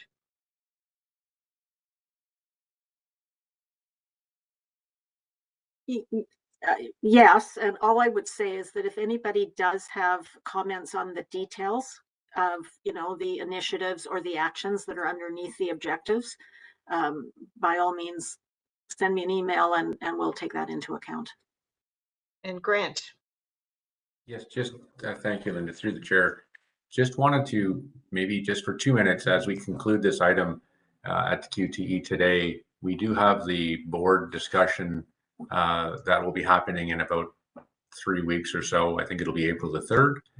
And in terms of preparing for that, and Mary has already indicated that we'll have more information on the roadmap to bring to that discussion. Yeah. Are there any other considerations about that meeting and in terms of the feedback we've heard today? Because we've heard, I think, a very good, supportive and some things for consideration, but it's been generally we're in good shape, which is great. Are there, we haven't gone into the details of the actual initiatives and KPIs per se, or the measures. And Mary, maybe any context for that April 3rd session based on where we are now after today? Yeah, I think that since we seem to have a fairly high level of agreement on the sort of high level at a glance, that we can use that opportunity to really look at some of the initiatives and the roadmap and the KPIs in a little more detail. I think it would be really good to sort of ground all of this in. So what's actually going to happen in the next little while? Yeah, I was thinking the same thing, and we did have good participation from a lot of board members today, which is great. I think we want to make sure that all of the board members this is our governance baby. We need to actually own it and move it forward. Brenda? Just a question. Are we going on to section 3 new content, or has that been subsumed in our conversations? This is the aligning interim strategic directions with KPI. Is that next on the agenda, or has that just been subsumed? Yeah, no, I think what Mary just said was that at our board meeting, we will have actually more detailed conversation about the KPIs and the roadmap of how we do it. I think what we wanted to do today was actually confirm that in general, the framework, the content of the framework, that we feel comfortable bringing it forward to the board, and that we have a process for board engagement, because as we were just commenting, it is a board ownership in terms of a strategic plan, right? So yeah, and how we do that. Does that make sense, Fareed? I'm thinking of you as the chair. Does that help you as the board chair as well? It does, thanks. And we had a really good discussion today, and I think, as Mary said, and Grant, we can focus on some of the more detailed issues rather than the interim directions, because I think we've got a fair degree of what I would describe as emerging consensus. Yeah. And maybe we ask board members that haven't been part of the discussion if there's anything to give it to us even in advance, but that we're not going to go through line by line, word by word on this part. That's fine. Yeah, just wanted to clarify. Thanks very much. Yeah, no, that was perfect, Brenda, and it dovetailed with what Grant was asking as well. So I think we're in agreement on the on what we have been presented today. Might be a little bit of tweaking, and that we'll focus on the roadmap and the KPIs and the next steps, and getting official confirmation. All right, this was terrific. Thank you so much, Mary, and Grant, and all of the team who have put this together. It's been a really good discussion, and what's wonderful is actually that there's been so much engagement, because you can have a wonderful document, but if people actually haven't bought into it, it doesn't mean much. So I don't think I need an approval for this, but maybe we will just actually accept it for information at this point and look forward to the next conversation. And we have a few brief agenda items, one a little bit bigger. The tenant policy consultation update is Grant's for the next area. Thank you, Linda. So through the chair, I'll just provide a brief update on this report. So we've talked about this in previous meetings, but we've got a little bit more specific in terms of where we are for this meeting and the process. So this is where we have been working to review and have been doing some tenant consultations on the use of space policy and the tenant action funds or tenants fund distribution policy. These were two key priority policy areas identified actually even around launch through the listening tours, even pre-launch, there were discussions, and with senior tenant advisory as well. So we've been working with Health Commons was brought on board to help with some tenant consultation on this, and they are in process of completing the tenant consultation now. It's almost done. And this is where we're getting feedback. They're doing individual and focus group discussions with tenants across the portfolio. There has also been an initial conversation with the Senior Tenant Advisory Committee on the process. And we actually have a detailed discussion upcoming on March the 20th with the Senior Tenant Advisory Committee on the results of the consultation with the tenants on these two policies, as well as a policy prioritization consultation, where it's looking at other tenant-facing policies and getting feedback from tenants on what we maybe should be looking at next. This will all come back in terms of feedback, and we're going to have a discussion with STAC on March the 20th to present this, get additional input and feedback from STAC based on their perspective and listening to the feedback from the tenants that has come in. And then we're going to ultimately take that into discussion around potential policy recommendations. And that'll have to go through another level of engagement from different stakeholders that might have to be involved in the considerations around how we might ultimately implement policy adjustments, for example. All this to be said, the report highlights the sort of the major steps of the process we're following, where we are right now. And the intent is to bring back and work through STAC before any future policy recommendations are actually brought back, but bring back the QTE in the next meeting and probably the meeting after, because we do anticipate that each of these policies might require a different timeline, some recommended policy considerations. So, and once they would get through QTE, we would, if we had support, it would move forward to board. So we wanted to provide an update as to where this piece of work is for the committee. It's a very important piece of work because these are two key policies that impact tenants in many different respects in terms of how the space is used in the buildings and also how they access funds to help support activities and other requirements in their communities.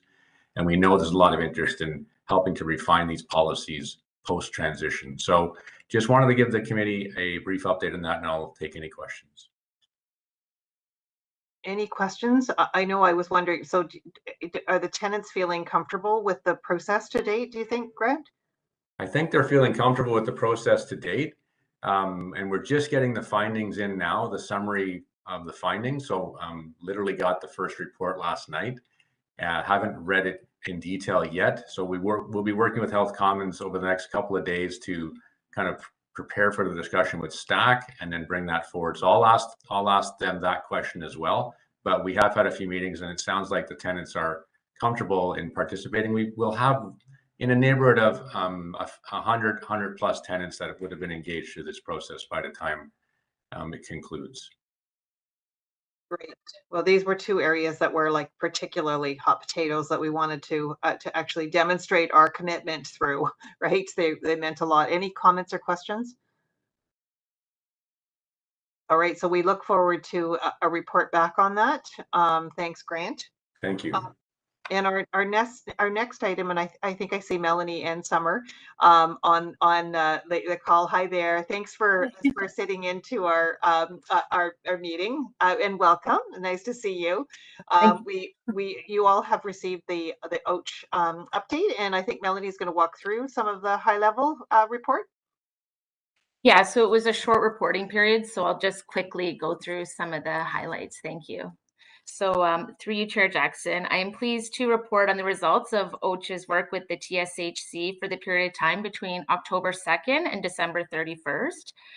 This was a shortened reporting period given our first report to the board, which Summer presented to you, I think, last December. So however, going forward, we will report out quarterly starting this year to the board with all of our findings. So during this period of time, we reviewed a small sample, so 27 referrals, and we issued 23 individual reports and recommendations. So we successfully engaged during this period with 96% of the cases referred to us and avoided the need for eviction in 90% of the cases. In addition, we collected approximately $110,000 through local repayment agreements, $3,900 in direct payments from tenants, and $556 from the Housing Stabilization Fund. In addition, we received 8 breach repayment agreements and found only one had exceptional circumstances. We are actually collecting data on our breach repayment agreements, but we don't have enough data to report out meaningfully yet. So we plan to do that at the end of this year, sorry. During this period, we also audited the files we received from the TSHC and categorized the findings into 4 theme-based audit categories. These categories are described in the appendix of the report. Sorry. So the most significant finding for this period was that the N4 was served late in 65% of cases, and that direct contact was not made with the tenant within the first month of arrears in 30% of cases. So of note, there was no other significant findings across all other categories. So going forward, I'm actually happy to report that we're working collaboratively with senior management and Brad and Grant to develop a tool which will track our audit findings in real time. So we're working towards a document accessible through SharePoint that both TSHC and OACH can update at the same time. So this will allow us to recognize issues found in the audits and address them sooner rather than waiting for the results presented in the quarterly reports. In addition, the audit findings will be region specific and will allow the TSHC to support staff in a specific capacity building and proactive way. So I hope this provides the committee with a clear picture of our activities for the final reporting period of last year, and I welcome any questions. Thank you. Great, thank you, Melanie. And can you do you feel that confident that the one area that you identified, the late issuing of the N4s, are that we actually have a process and that you've been getting support from the team on moving forward with rectifying any of that? Yeah, so it was such a small sample, and really a lot of those cases were from the backlog. So they were former TCHC files before TSHC started, and they were part of the old arrears collection process. So we expect that this number will just continue to get better and better because it was also such a small sample size that we're assuming that the other majority of cases, the N4 is being served at the correct time. That's great. That's great. It's a very positive report, actually. I had to ask that question. Brenda? Just a general question, Melanie. And how do tenants relate to you folks? I mean, are they happy? Do they willingly engage with you, comply? Is it a resistance feeling? I'm just trying to get a sense of the work and the challenges you guys face, because you're, in a sense, you're caught in the middle, and there can be a lot of deflected anger, but when you talk about engaging directly with the tenants and coming up with solutions, are they prepared to go with you on those solutions? Thank you for the question. So through the chair, I would say we have a very positive relationship with tenants, and a lot of that comes from our independent nature. So, they've already gone through a process, and sometimes they may resist it at times, but when we initially engage with tenants, it's very positive. So we send out a letter saying we want to help you. We're not just knocking on their door, we're giving them a place, a time to meet with us. So we always try to be really positive with our initial engagement with them.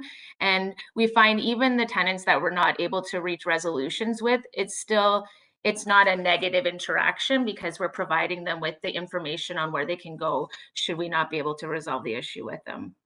So it's like they have their day in court, so to speak. They feel listened to. That's the feedback we get for the most part. Yeah, yes. Yeah. That's good. Thank you very much. And Tom or Grant, any comments that you have in terms of, it's great to actually have a new organization. OACH was set up primarily to focus on seniors, and it feels like we're off on the right step, on the right foot with our partnership with OACH. I have to ask that as well. Yeah, through the chair to the committee, I would just like to add that it is for us to be working with OACH is extremely helpful. And you know, the service manager, the housing secretariat, you know, they are now kind of turning their attention to arrears and those dollars that sit there and reducing those. So, you know, they had focused on vacancy. You know, we're at our 2% target. They're shifting now and looking at arrears. So to me, you know, when Melanie was indicating that they're taking a closer look at, you know, even these recommendations and the more live data for the staff and for us to use to monitor arrears, and I think that's all will be really favorable for us moving forward. So that's where I see really kind of good collaboration there. That's great. Well, thank you to the team for actually working collaboratively together and for the very positive report. And thank you for supporting our tenants. When you get involved, they really need a supportive, compassionate hand. So thank you. Thank you. Thank you. So again, that's a report for information. And we have two more quick updates for information. I think the first one is communications update, Grant. Thank you, Linda. So through the chair, I'll just provide a brief update on a report we've brought forward for information on a number of communications activities. And as I think we all know, communications is key and fundamental to helping support how we interact and work with our tenants and our staff. So I'll go over a few things that are happening or have happened. So the first thing we've done for this year is we've actually developed a communications work plan for the year. So we actually worked through a process over the last couple of months, starting in the end of 2022 and over the last couple of months of this year, to develop an overall view of the year. And Wendy and her team have put that together through engagement across the leadership team, extended leadership team, looking at all the different initiatives and projects, as well as the ongoing communications activities to try to understand how they all fit together and balance out in a broader plan. So that's the first thing we've done for the year, which is very helpful in terms of us working within managing towards our goals and expectations in that space and also being successful. From a tenant lens, a number of things have been ongoing. So things aren't, we've continued, for example, the community letter. So Tom has recently put out the February community letter. There's one coming up in May. He's got a video that's come out recently. We put out the latest edition of Senior Speak, our newsletter. If you've had a chance to see the Senior Speak, it's really focused on tenant stories. And that is something that responds to feedback from tenants and others about how we can make that a more meaningful communications vehicle. We've included updates on our RPath accessibility program, the work that's happening with the Senior Tenant Advisory Committee. So also trying to keep tenants informed on different activities and how to get supports. We worked through a number of posters and template documents and working to ensure they're translated into the 13 languages, the top 13 languages, and a bulletin board process to help manage how they get posted and managed in the buildings so that we have consistency across the buildings with the messaging and the posters that are up. And that's in collaboration with the operations team. We actually also worked we've secured a vendor to look at doing some AODA compliance for our website and documents there to ensure that we're fulfilling our requirements there. Wendy has just put the Senior Speak into the chat for folks. And we also would work with RPath very closely to put out a guide and a package really that's now available to tenants, help them to walk through if they have accessibility needs. It's called Accessibility is for You. And it's very detailed, but also friendly worded, easily understood. It's right there. Tom is holding it up. A document that tenants, we now have them distributed in the regions and can be provided to tenants. And RPath is also looking to have information sessions with tenants as well to help tenants understand how they can get supports if they need accessibility modifications. On the staff front, a number of things have been happening. I guess I shouldn't overlook the listening tours. They were mentioned earlier. They're a separate spot in the report. Tom, as of the end of February, had actually been to 63 buildings and almost 2,000 tenants now engaged in those 63 buildings. And he'll conclude the 83 buildings late April, early May. So we're in the final stages. And I know that Tom has shown interest in keeping it connect, in getting out there still post listening tour and having some regular opportunities to still engage with tenants. On the staff front, we have a few things happening. We had a virtual town hall with staff in December. We celebrated our 6-month anniversary and also had a staff appreciation and length of service awards incorporated into that, or acknowledgements incorporated into that. We have another staff town hall coming up at the end of this month. And we are also planning a staff town hall event for June 1st, our 1-year anniversary.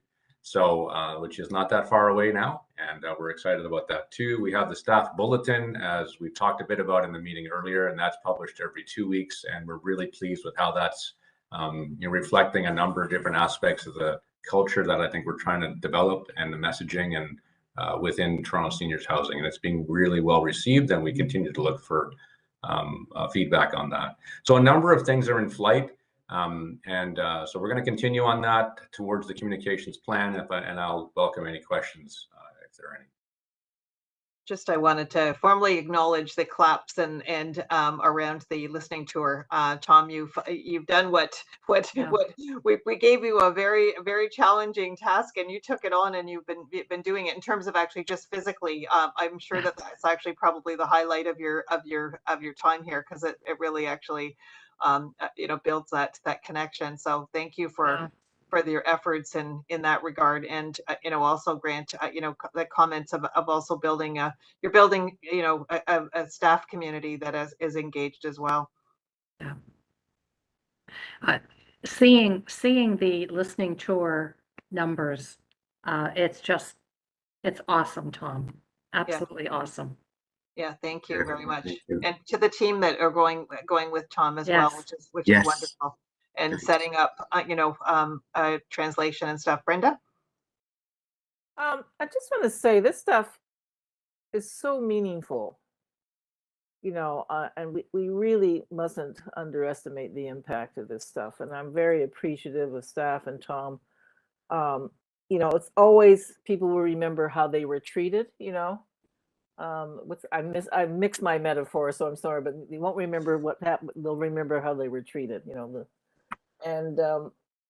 so it's small things maybe, but staff, tenants, when they feel listened to and heard, and you physically are present and communicate, it counts for a whole lot. And it's hard to measure that sometimes, but I know how important that is. And I just want to say thank you very much to you guys for your leadership on all this, because it's really important. Yeah, thank you. And boy, what a positive meeting, Fareed? This is great. Madam Chair, if I could weigh in, you're probably wondering what happened to the councillor. We see you at we see a long table. There we go. I know. This is I'm getting used to this new technology we have here, and it comes in very handy, but and it's amazing. At least it keeps me connected. So I just want to add, and also echo some of the comments that were just made and the work that Tom has done. Look, half the battle is, when people, and same in my community, when I show up and people see you and they know that we're listening, I was going to say that's half the battle. I'd say that's 70-80% of the battle. Beyond that, we got to then work on resolving whatever the issues are. Residents, tenants are happy to see us and know that we're there to listen to them, and that's where they feel the comfort of the support that we're giving them. And then, if I'm sorry, but I don't recall where I saw this percentage that the administrative requests rose by 76% or to 76%. Related to tenants that had issues with information or documentation challenges. Is that the right number? Is that correct, what I heard earlier on? I think it's at 70. Yeah, I don't know. Grant, do you have that, or Brad, do you want to check that? I know that. That's right. It's not critical. I just thought if somebody might remember. Yeah. Through the chair, that was the administrative requests that are received by staff from tenants for assistance with regards to things like documentation, like referrals to PSWs. They dealt with 76% of those requests within 5 business days. Okay, so then I misunderstood. They actually dealt with the vast majority of them within 5 business days. Okay, so again, amazing. That's great work, good turnaround time. And I also heard that, you know, we have staff that can essentially speak and respond to anyone speaking up to 13 languages. So we've got it all covered from that communication standpoint. Are there any other challenges on the that side of it? That any languages that maybe might be still we're a little short on, where we need more help with? So through the chair, so I'm not sure if anybody else wants to, but yes, so the 13 languages are really the top 13 languages. But we know that there are over 60 different languages that are spoken across the tenants. One of the things we are working on is gathering a sort of a better understanding of the language profile, like the data. So we do collect language data through the annual review process with tenants, and we're looking to improve that because a lot of the data it hasn't been updated in a while, and in some cases it's missing. So we're looking to get a better profile on language data to help inform how we can support tenants. And then there are many things we can do beyond the translations and the posters to continue to support tenants in different languages. So for example, when Tom is doing the listening tours, we also have translators that we've been bringing to the listening tours. We've had 55 interpreters brought so far to the 63 buildings that he had been in. And that'll be something we continue. There are other services that staff have access to as well when they're working with tenants.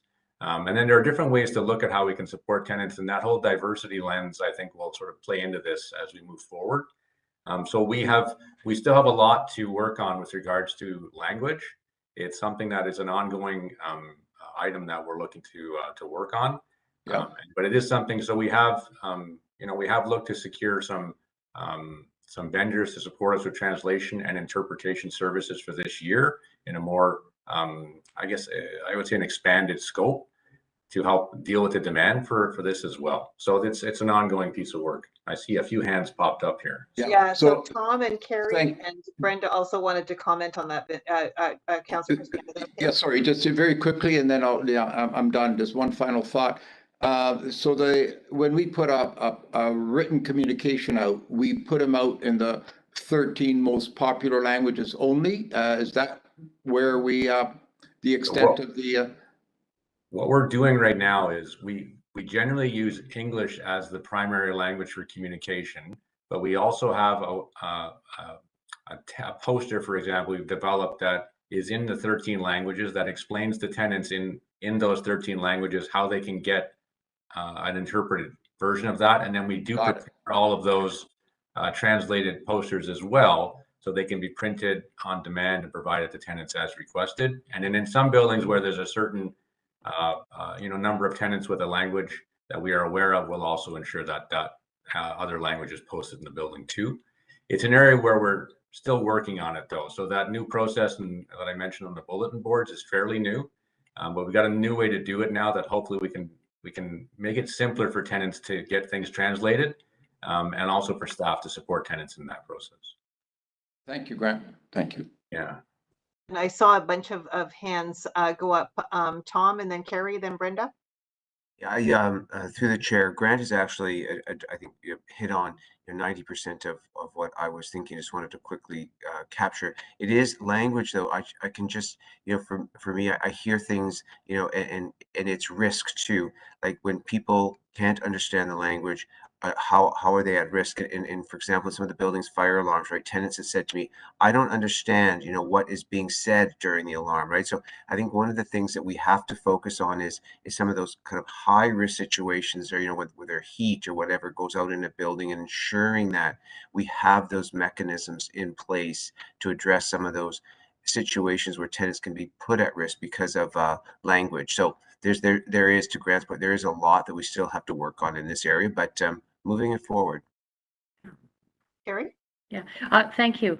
Yeah, I think in addition to that too, not another language, but certainly in the same general concern is communicating effectively with tenants who have cognitive problems, and many in our buildings with lacking literacy skills. So they may have, you know, English may be their language, but there are really real difficulties in understanding. Yeah, yeah, Tom, Mary's, I don't think Mary's on the call still, but you know, maybe this is the whole wheelhouse of innovation, that if we can actually find a way to communicate in a, you know, like really take this on, because this is something that a lot of organizations have trouble with. That might be something that that could actually distinguish us from from others and actually add that innovation lens. Brenda, and then Wendy. Just quickly on the translation, I used to run a translation and interpreter service in Peel, and I don't know what community supports are here, but there might be a way to link, okay, outside resources to help us when they have something to communicate. And keep in mind, people are often illiterate in their own language. So it's not just they can't read English, they also can't read their own language. So there's lots of community solutions. You know, I'm happy to provide you with some ideas. And my comment was just briefly to Councillor Crisanti. Thank you for speaking up. And it's important as a councillor if you can share some of your insights on the ground as an advocate for your community. You might be hearing and picking up things that we don't. Yeah, So that's a I think it's, you know, our previous councillor was very, very effective. Paula Fletcher is very effective at bringing those concerns up. And you too, sir, it's good to hear from your viewpoint, you know, your community and what you're hearing on the ground as a representative of people. Because they often do call you when they get frustrated, I know. Yeah, absolutely. Thank you. And I'll do that. You can hold us accountable, is what Brenda's saying. Yeah. Yeah. Nicely though. Wendy? Kick some butt, right? First, Brenda, thank you. I may reach out to you for some of those resources. That would be great. Always take any help we can get. Just a couple of things I wanted to let you know that we are working on. For Senior Speak, we're trying to do an audio version online of the articles so that if people can't read, they can click on those videos and be able to listen. Also for visually impaired people, tenants, that will also help them. Everything we're posting online, it's starting, like we're putting all the posters up there in HTML as well, which then can be used for readers and for translation, automatic translation. So if we don't have a poster in a certain language, it should be able to translate to just about any language that's available online. And then for the posters, we've also put numeric codes on the bottom of each of them so that when people ask for translation, we have shared those codes with the Tenant Support Center. So they only have to be able to read numbers, not letters, to be able to communicate what poster they're requesting as well. So those are just some of the adaptations we're working on to try and smooth this process out a little bit more, but we still have a long way to go, but we're working on it. Thanks. Great. That was a really that was really helpful, and thank you for raising that lens, Councillor, on the language component of our communications. So our final item is that we probably should have ended with that last one, communications, because it was so positive. But eviction prevention and arrears collection process. But you know, in terms of this is actually an item that people were asking about the process, and we wanted to bring it back to the committee. And I think Brad is going to talk to this part. And you better make it exciting because it's the last item, Brad. As much as I can make it all doom and gloom, it actually is fairly exciting. So yes, this came out of a previous meeting where the board members asked for what the process looks like as far as the eviction prevention, the arrears collection process. So that's what we provided in the report. And our process has a couple of main indicators that we're working on. And that's that we know that early intervention is key to letting people maintain their tenancy and avoiding court proceedings. And I think that the information that the new process is reflected really well in the report that Melanie gave the board from OACH. And that's that we've actually reduced 20 months of time between somebody going into arrears and then their file being sent to OACH under this new process. I think some of the other strides it's made is that from the time they're sent to OACH, the average balance previously was $12,000 on a tenant's account. That's now down to $2,500. And that our N4s are issued at $1,300 outstanding instead of $6,800 under the old process. Happy to answer questions with regards to the process. As Melanie said, OACH and the business operations unit are working on a joint information sharing tool that'll allow us to further strengthen it and then refine the arrears collection eviction prevention process. Great. Thank you. Carrie? Brad, I didn't hear that initial number that you were talking about. There was a blurb or something going on where you talked about the original arrears, or the average arrears number, and what it is now. So if you look back at the report that Melanie provided, it has in it that under the old arrears collection process, the average was 27 months from the time the tenant fell into arrears with the corporation to the time that OACH received the referral. We've knocked 20 months off of that and are now getting them to OACH within 7 months, which has just been fantastic. And some of the other successes Melanie outlined in her report, I believe it's on page 138, where she compares the two processes with each other. Yeah, you gave a dollar amount though, did you not? Yeah, that's what. So tenants previously, by the time their file got to Melanie's team and the commissioner's office, had an average of $12,000 worth of arrears, and we've got that number down to 2,500, which means that her staff are working with much shorter repayment agreements, and we're able to ensure that those are paid off. Yeah, fantastic. Thank you. A lot of expressions coming, and but I also want to give. I know from previous experience that actually that doesn't happen with OACH unless there's actually really good processes from the TSCH team. So getting it to OACH. So right, Melanie, right? You know, it's like, and yeah, like it's actually pretty awesome. Yeah, through the chair, I totally agree. Like, I've been at OACH since it started, and this is quite the feat that the corporation has accomplished. I mean, these are some of the best numbers I've seen. So kudos to everybody.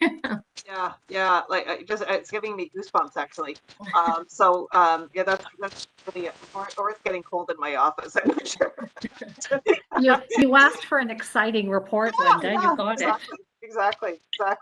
No, that's terrific. Thank you, Brian. And let's keep that. Like, you know, let's not let it slip. But because I think it is actually the combination. Any other comments or questions? Madam Chair, I have one item before you conclude or adjourn. Oh, please do. On any other business, if we're there now.